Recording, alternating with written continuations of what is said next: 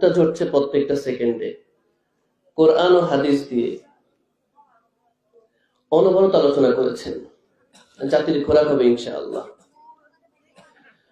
যাই হোক, আমি কেন হানাফি মাযহাব ত্যাগ করে সালাফি মানহাজ গ্রহণ করেছি একটু বলতে হয়। আমার পড়াশোনা শুরু বেগম শামসুন্নেছা হাফিজিয়া মাদ্রাসা। আমাদের বাপ দাদার বাড়ি ছিল লক্ষ্মীপুরে, যদিও পরবর্তীতে ওনারা ঢাকা সেটেল হয়েছেন। সেই সুবাদে সেখানে হেফজু শেষ করেছি।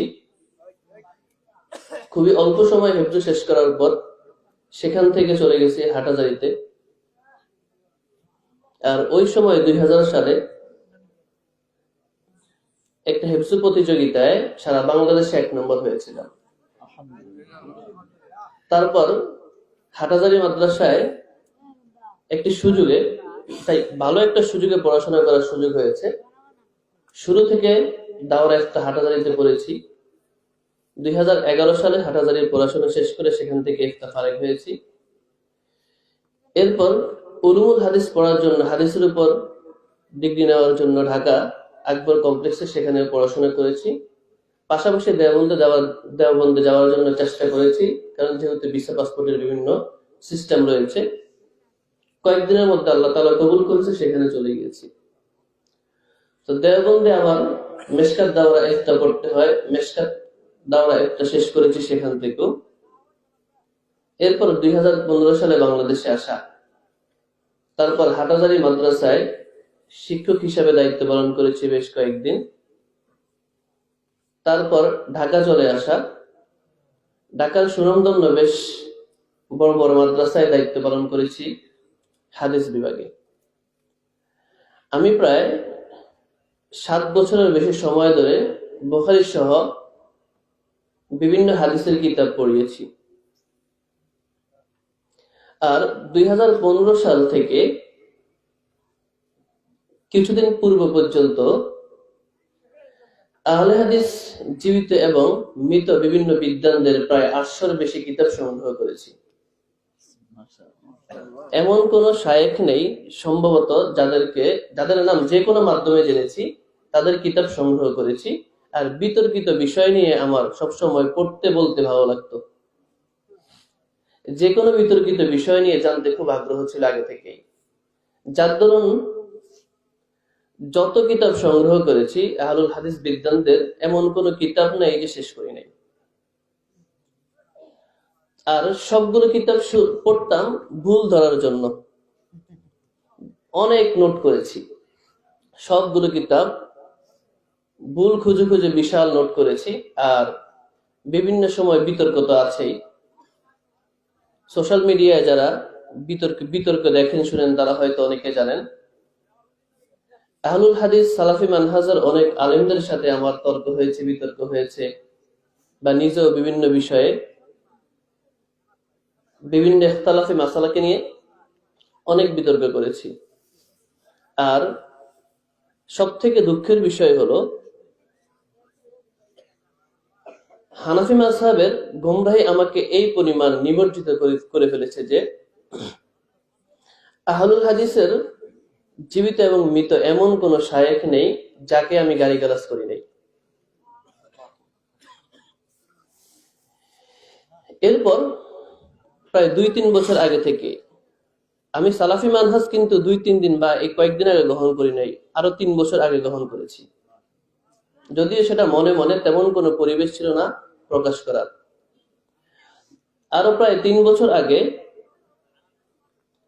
অনুশোচনা হলো, যাদেরকে এত বেশি গালিগালাজ করছি, এত বেশি তাদের বক্তব্য দলিল খণ্ডন করছি, তাদের কিতাব থেকে খণ্ডন করছি, এবার একটু শিখার জন্য হানাফি মাযহাবের ইখতিলাফি কিতাবগুলা আর আহলুল হাদিসদের ইখতিলাফি কিতাবগুলাকে একটু মিলাই। এবার মিলানো শুরু করলাম, প্রত্যেকটা আমলকে সামনে এনে মিলানো শুরু করলাম যে আসলে হাদিসের, কোরআন হাদিসের সব থেকে বেশি কাছে কারা। এরপর আস্তে আস্তে মিলানো শুরু করলাম। আর মহান রবের কাছে হেদায়েতের দোয়া তো আছেই। এমন কোনো দিন নাই, জানি না বিষয়টা বলা উচিত হবে কিনা, তারপরেও বলছি, এমন কোনো দিন নাই যে চোখের পানি ফেলি নাই, আল্লাহর কাছে হেদায়েতের জন্য দোয়া করি নাই। প্রতিদিন একবার হলেও মহান রবের কাছে হেদায়েতের জন্য দোয়া করেছি। আর এই যেদিন থেকে সমন্বয় করা শুরু করেছি, ওই দিন থেকে মনে হয় রাতে খুব কমই ঘুমানো হয়েছে। কারণ কোন একটা বিষয় নিয়ে যখন গবেষণা শুরু করেছি, সেখান থেকে উঠতে মন চায় না, এটা শেষ করে অনেক নোট করেছি। হয়তো মালিক তৌফিক দান করলে ইনশাআল্লাহ ভবিষ্যতে সেগুলো আলোচনায় আসবে। এমন করতে করতে যত বেশি গবেষণা করছি, যত বেশি তাহকিক করছি, তাখরিজ করছি, অবাক হয়ে যাচ্ছি। প্রতিনিয়ত অবাক হচ্ছি আর আফসোস করছি, কোরআন ও হাদিসের সব থেকে বেশি কাছে আহলুল হাদিসরা। আর হানাফি মাযহাব কোরআন ও হাদিসের স্পষ্ট বিধান থাকার পরেও বিভিন্ন আমলের ক্ষেত্রে, বিভিন্ন বিধানের ক্ষেত্রে স্পষ্ট কোরআন হাদিসের বিধান থাকার পরেও ওনারা ইমাম আবু হানিফা রাহিমাহুল্লাহ কি বলেছেন, কোন ইমাম কি বলেছেন, সেই মত খোঁজে। আমার সবসময় মাথায় একটা বিষয় কাজ করত, আমরা এত বছর হাদিস পড়েছি, হাদিস শিখেছি, উলুমুল হাদিস পড়েছি, আরবি ভাষায় পণ্ডিত্য অর্জন করেছি, এরপর কোরআন বুঝেছি, কোরআনের তাফসীর শিখেছি, তরজমা শিখেছি, মুখস্থ ঠোঁটস্থ করেছি, আরবি ব্যাকরণের উপর বিভিন্ন ডিগ্রি অর্জন করেছি। সবকিছু শিখার পরেও যদি কোরআন ও হাদিসের স্বাভাবিক অনুবাদ বুঝতে, অলংকার বুঝতে যদি আমার অন্য একজনের মত গ্রহণ করতে হয়, তাহলে কি দরকার ছিল আমার এত পড়াশোনা? তো আমার মতগুলো পড়লেই তো হতো। আমি এত পড়াশোনা করলাম, আমি হাফেজ হলাম, কোরআনের অনুবাদ শিখলাম, আরবি ভাষার জ্ঞান অর্জন করলাম, এরপর উলুমুল হাদিস শিখলাম, সবকিছু শিখলাম, তারপরও কোরআনের অলংকার কেন আমি বুঝলাম না? কোরআনের সহজ অনুবাদ যদি আমার আরেকজনের মতের উপর ডিপেন্ড করতে হয়, এই বিষয়গুলো খুব বেশি খারাপ লাগতো। আর এই বিষয়ে দেখলাম আলহামদুলিল্লাহ সালাফি মানহাজের বিদ্বানগণ তারা কোরআন হাদিসের সব থেকে বেশি কাছে। কোন বিষয়ে যখন হাদিস ও কোরআন পেয়ে যায়, তারা আর কারো মতকে প্রাধান্য দেয় না, সরাসরি কোরআন হাদিসকে গ্রহণ করে। আলহামদুলিল্লাহ, এই বিষয়টা আমাকে অনেক বেশি অনুপ্রাণিত করেছে। এমন করতে, গবেষণা করতে করতে যতই গবেষণা করছি ততই কান্না করছি, যতই গবেষণা করছি ততই কান্না করছি। কিন্তু আমার পরিস্থিতি ছিল খুব জটিল। আমি কিছুদিন পূর্ব 3টি মাদ্রাসার দায়িত্বে ছিলাম, বড় বড় মাদ্রাসার নাম বললে হয়তো আপনারা অনেকেই চিনতে পারেন। তো ঢাকা শহরের ইফতা পর্যন্ত মুফতি, মাস্টার্স পর্যন্ত একটি মাদ্রাসা বা পিএইচডি ডিগ্রিধারী একটি মাদ্রাসার যে সনদ দিয়েছে সরকার, সেই মাদ্রাসার একটি মাদ্রাসার মুহতামিম ছিলাম, আরেকটি মাদ্রাসার প্রধান মুফতি ছিলাম, আরেকটি মাদ্রাসার ইফতা বিভাগের দায়িত্বে ছিলাম, ফতোয়া শামির মতো কিতাব পড়াতাম, বুখারী সানি পড়াতাম, মিশকাত আবু দাউদ সহ বেশ কিছু কিতাব দরজ দিতাম। তো পরিস্থিতি খুবই জটিল ছিল। বিগত 2 বছর ধরে বা তারও আগে আমার খুব কাছের বন্ধু যারা বা আমার ওস্তাদ যারা, তাদেরকে বিভিন্ন বিষয়ে প্রশ্ন করতাম।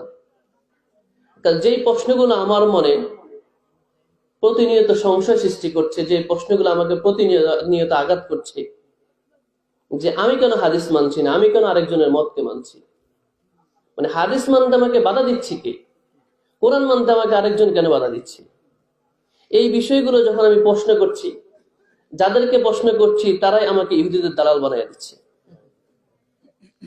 যাদেরকে প্রশ্ন করছি তারাই আমাকে সালাফি ট্যাগ দিয়ে দিচ্ছে, আহলে হাদিস ট্যাগ দিয়ে দিচ্ছে, লামাযাবি ট্যাগ দিয়ে দিচ্ছে, সব দিক থেকে কোণঠাসা শুরু করেছে।